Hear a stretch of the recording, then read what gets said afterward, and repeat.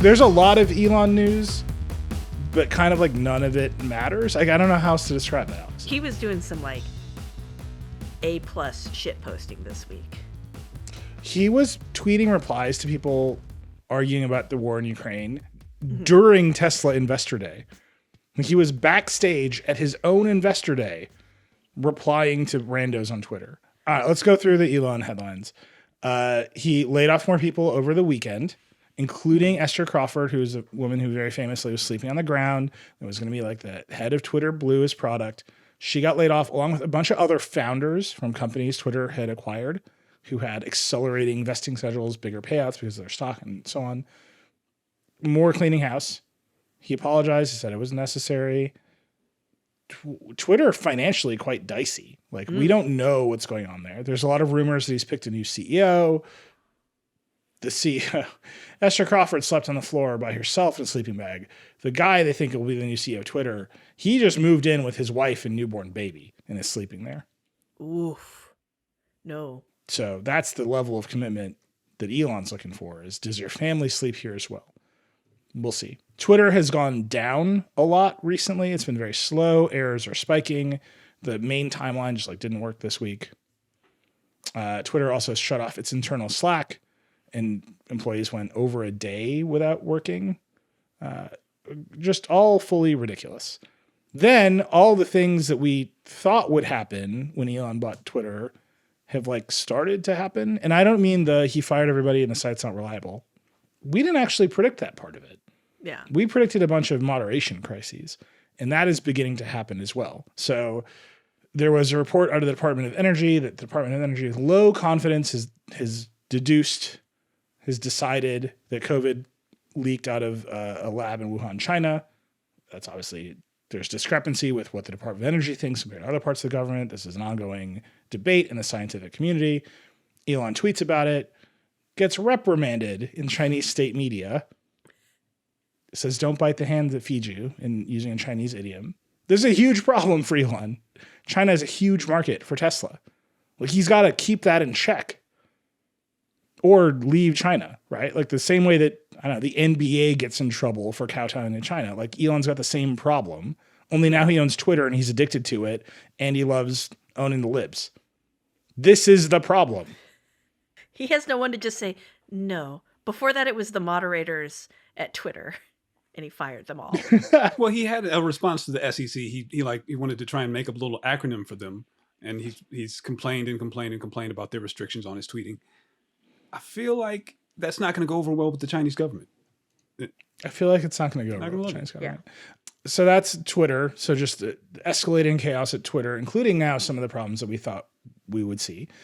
And then there's Investor Day, which was, we are recording this on Thursday. You're listening to it on Friday. We all watched Investor Day on Wednesday night.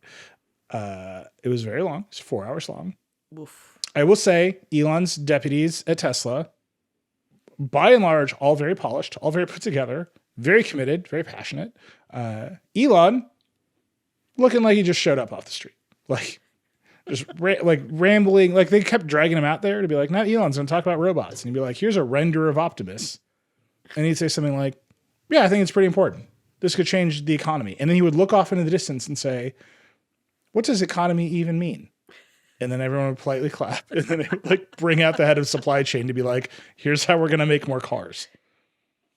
But overall, it was 4 hours. They announced nothing new, right? And they hinted at the new platform. Everyone thought we were going to see it. They hinted at cheaper cars. Everyone thought we were going to see it, but we didn't see it.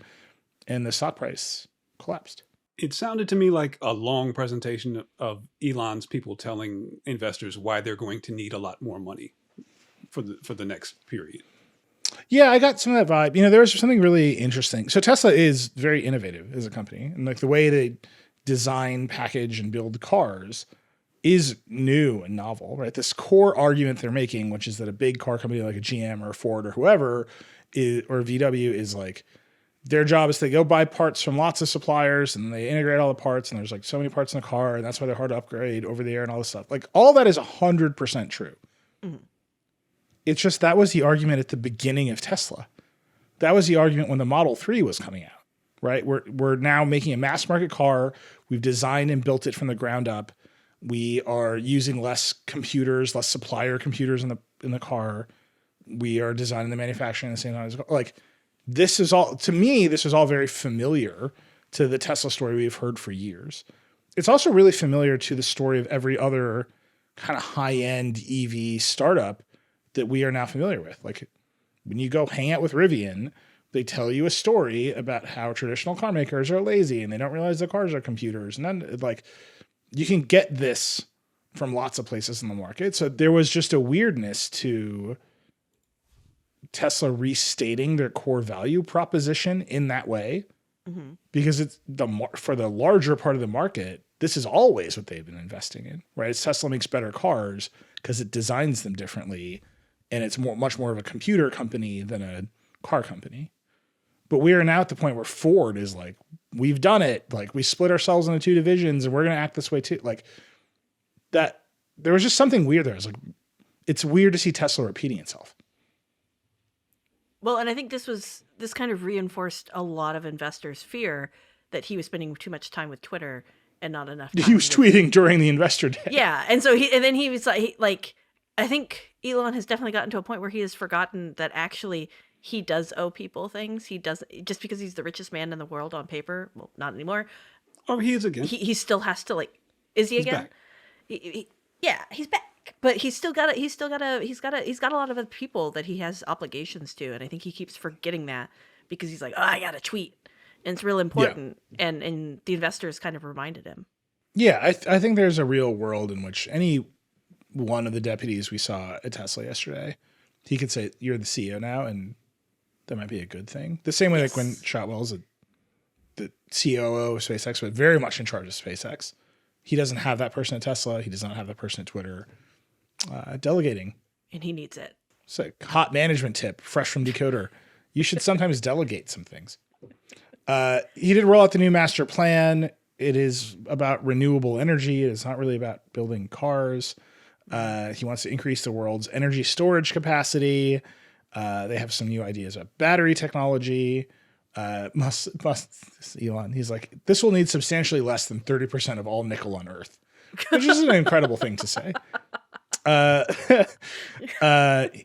It's just good. It's like, yeah, just a little I have nickel a plan. Shortage. Don't worry about it. Don't worry. It'll be less than 30% of all nickel on the planet. It's like, yeah, you should set your goals high.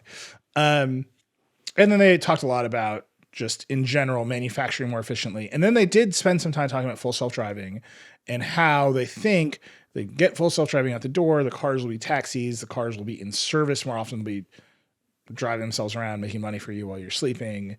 And that will go a long way to sustainability. That was a part of the whole presentation where I was like, what are the car? No, like we're a long way from there. Like as far away from that as we are from Optimus.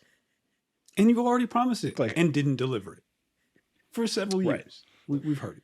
I'm just thinking of the day where like you forget you left something in your car and you send your car out to be an Uber. And like your laptop's in there, your child, something. Your child. I don't know. I don't have a kid. I assume people sometimes forget them in their cars. Like, Look, if you get my car and Max is in it, it's actually the rates goes up. She's very entertaining. She happily sing you any song from Encanto you want while you're on your she's way to the your MC destination. for the ride. She's got a little like bowler hat on. She's like, welcome. Yeah. Yeah. But yeah, like that. She'll tell you any number of jokes about butts. She's very funny, very into them. She's 4.